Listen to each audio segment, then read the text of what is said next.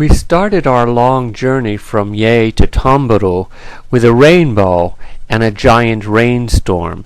We were only able to go about 5 hours before we had to stay the night in TRE to start the journey the next morning. We began our journey bright and early the next morning, and little did I know it would take us about 16 hours to reach our destination. We passed some interesting sights along the way that you would only see in third world countries that are experiencing war, such as this multi-million-dollar anti-aircraft machine gun sitting next to a mud hut.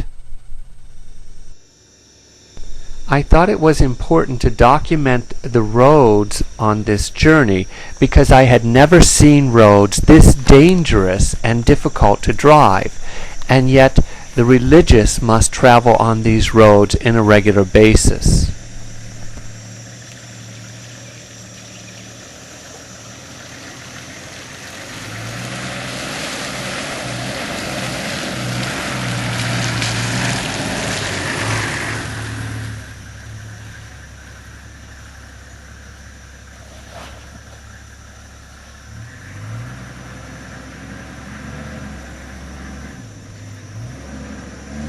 After having traveled these roads, I understand now why it is so difficult to keep up the maintenance on these vehicles.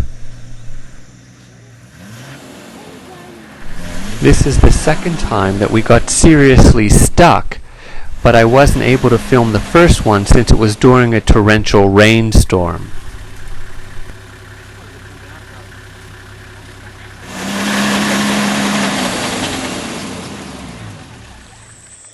We finally freed ourselves from that hole and continued on through very treacherous roads, moving very slowly and almost all the time using four-wheel drive to guarantee that we could get in and out of all the difficult holes that we encountered.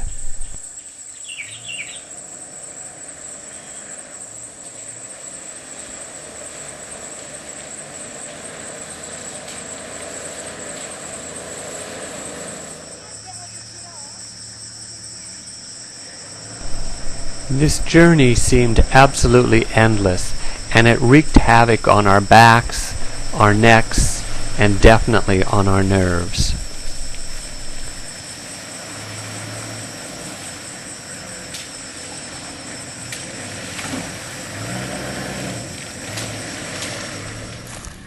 These potholes continued hour after hour after unrelenting hour.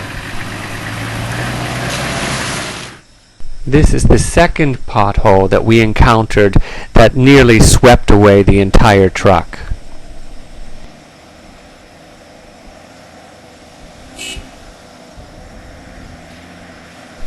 It was only by luck or by God's grace that we made it through some of these potholes.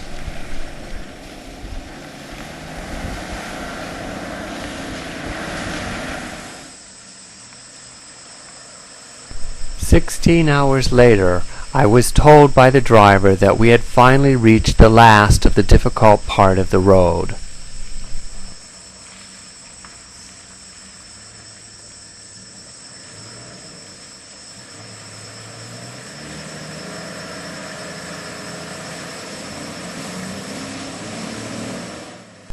I was glad I only had to make this journey once in a lifetime.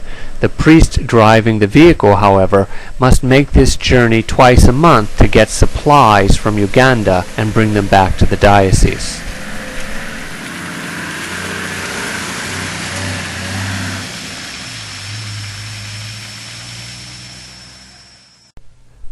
We knew we had finally arrived when we reached this beautiful teakwood forest, which was at the end of our journey and signaled our arrival of a very long trip.